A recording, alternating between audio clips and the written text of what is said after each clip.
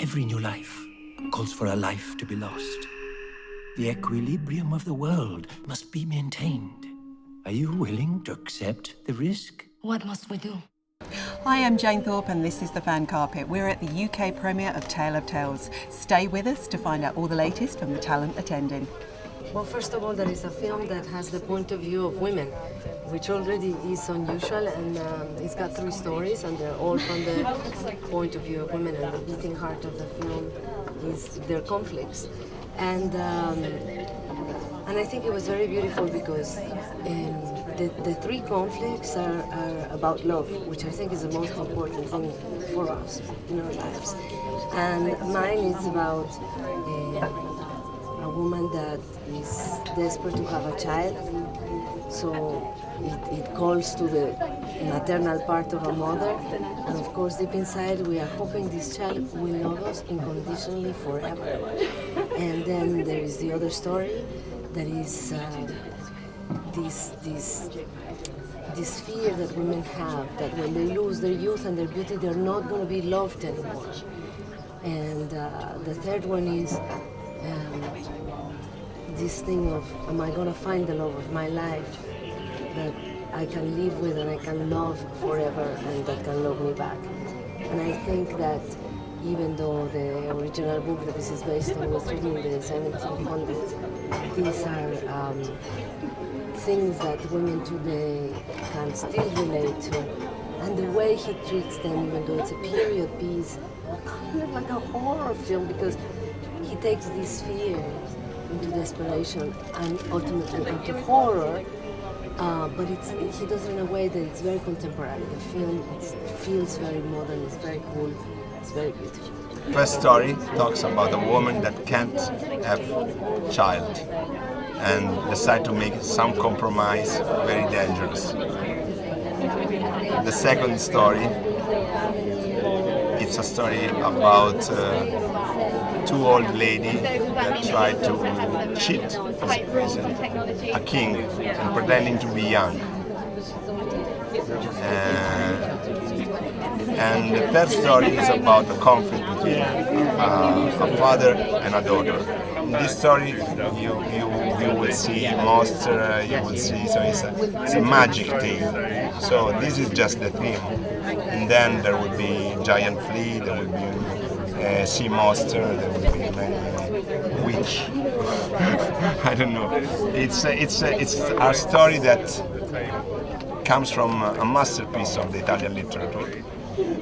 From Basile, and from this book, Tale of Tales, that is the first book ever written in Europe about fairy tales. Basile is the first to write about Cinderella and to many other stories. So it's a shame that it's unknown in Italy, also in the rest of the world. So that's why I decided to make a movie, and it's very dark, so it's not for kids. It's very much the advantage of fables, isn't it, that we can all interpret them according to our own beliefs.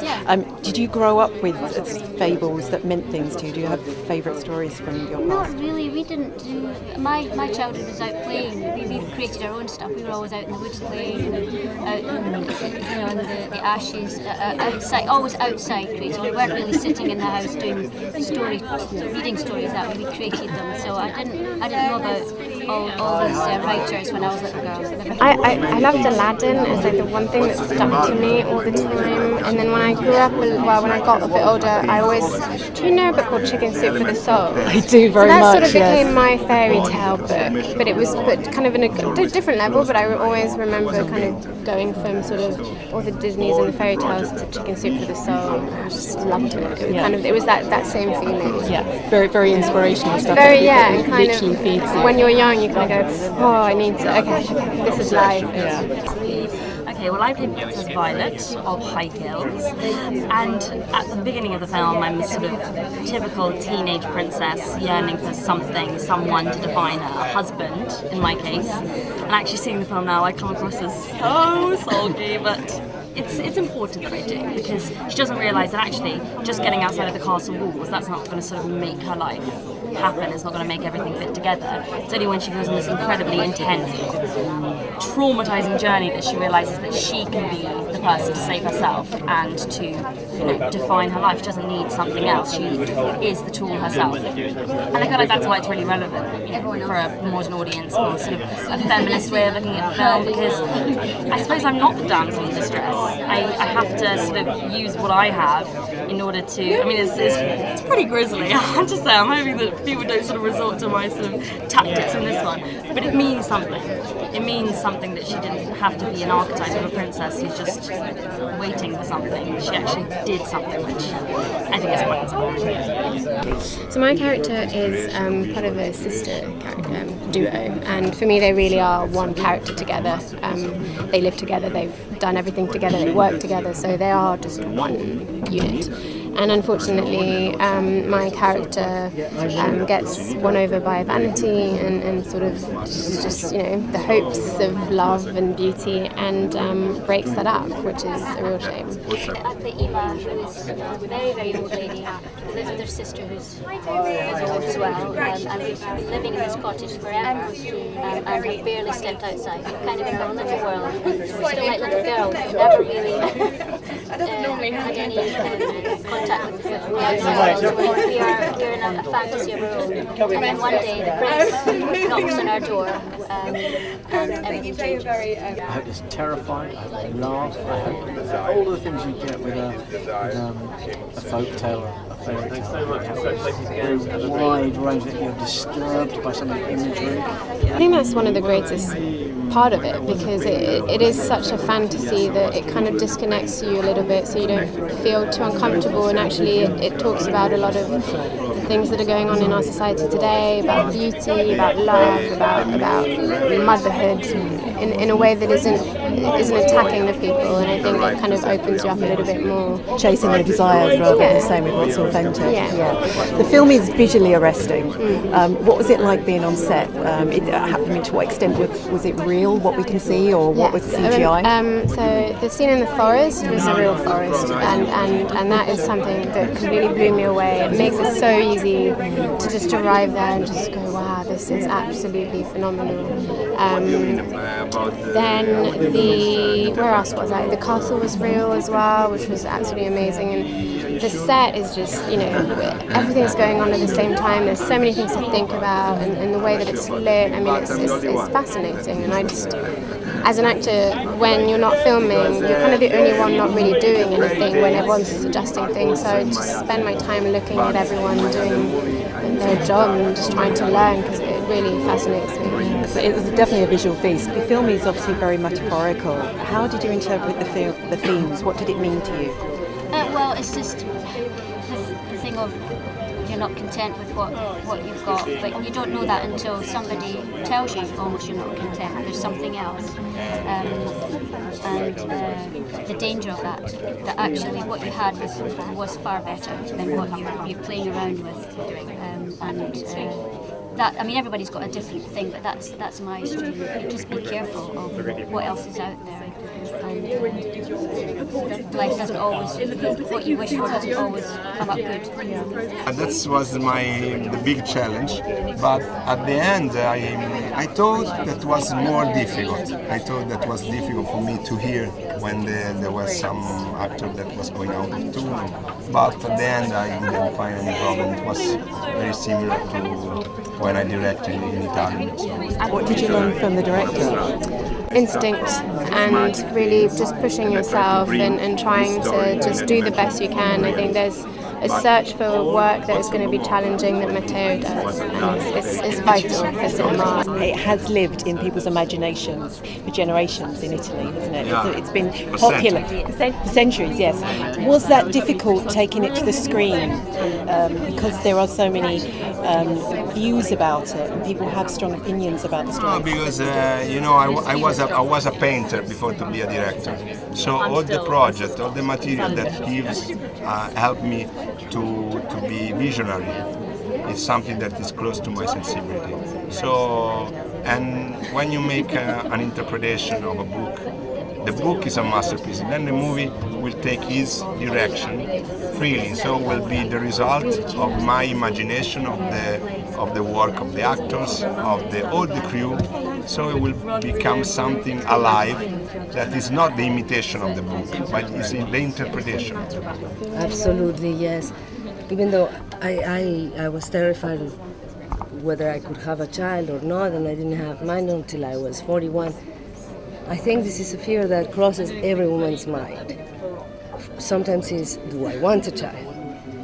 Or can I afford a child in my life? Or am I going to be able to have a child? I think this is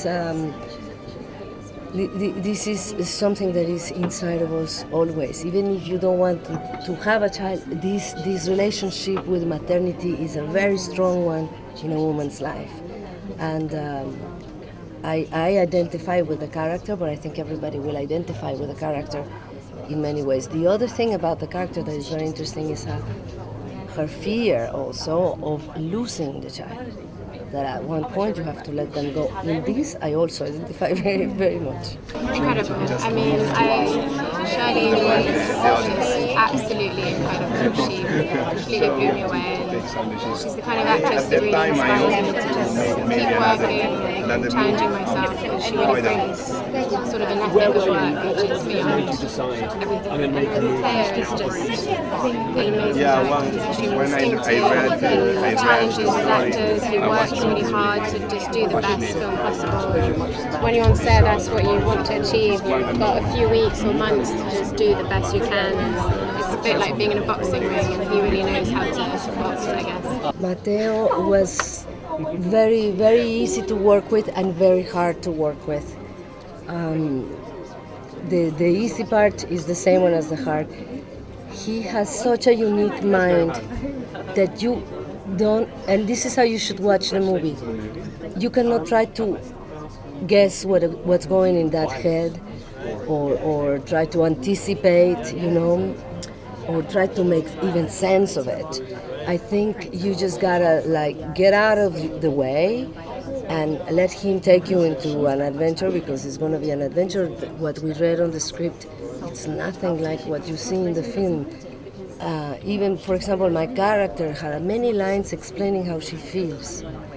And before we started the movie, he told me he was going to take them away. And he took them all away. And I was supposed to just be that and somehow, project that without saying a word. And it was such an amazing experience as an actress to be able to work with him and to be led by him, and even visually, every day was, you could not imagine what he was going to do or where. We'd get to the castle and he would change locations for one scene 3 times because he would see it and then move somewhere else, and you were always dizzy, and it was the right sensation to have to do this film. Oh my goodness. Well, just really lovely. I mean, I feel like I was given such a gift of a role. And really just of a premise. I mean, Matteo didn't ever force me to do one particular thing. It was just like, how do you feel like the character would act in this situation? Let's play around with this. I was actually given so much creative control. Obviously not too much, because it would have been a very different film if I'd had any more power. But it actually meant that I was able to not only sort of just be an actress, I got to be someone who was thinking as this character. I got to sort of direct myself in that way. And that's why I was able to sort of give the performance that I tried to give, because it wasn't sort of like a different role for me. It was like I was being myself, and therefore that's why it sort of felt so natural to me. The first really real film was actual costumes. The gold crown that I had around my neck was sewn in every day. I couldn't take it off, I couldn't take the dress off because we had to unsew everything. So that was an experience in itself, because it really just puts you in the story immediately. And then filming in the locations in Matteo, it's a beautiful country. There's nothing like being in a castle and just being like, oh wow, Visconti filmed here. And it really kind of, I think, has a deep impact on the film because you can tell that it's not fabricated, it's actually just more alive, and it changes. There's an immediacy that is really important, and that's what Matteo does the best, is immediacy. I always look up to the director I work with because I'm coming in just from my own angle of the character, and he will have the angle of the whole film, so I need some sort of guidance to there. And I love pushing myself as well, so if someone tells me to do differently, I'm happy to do that. That's sort of the way that I like to work, to collaborate with someone who can go, yes, no, don't do this, don't do that, or do like push towards this. It's great.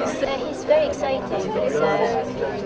It's Italian, so there's an animated quality there, and passionate and emotional. And if he loves what you're doing, you know it. And if he hates what you're doing, you also know it. And it's so honest. Mine was very easy. He spoke. I mean, half of his notes were all in Italian, and I thought it was just, but somehow it really worked. He would adjust certain things and then just kind of change here and there. But he's a true gem. He's a director that really believes in what he does, and that's extremely important. Toby Jones is so helpful. He really made me feel at home. He was like a proper daddy to me, so he was wonderful to work with.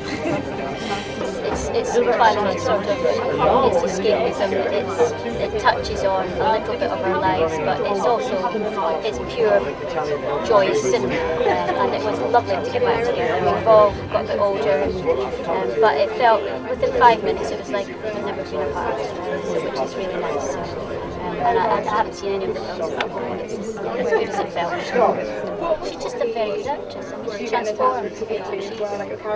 I've actually never heard her speak as she really is, so she embodies Bridget. That's all from us. Thank you so much for watching. You can find the Fan Carpet on Facebook, Twitter and Instagram, where we'll have more for you next time. This has to be our secret.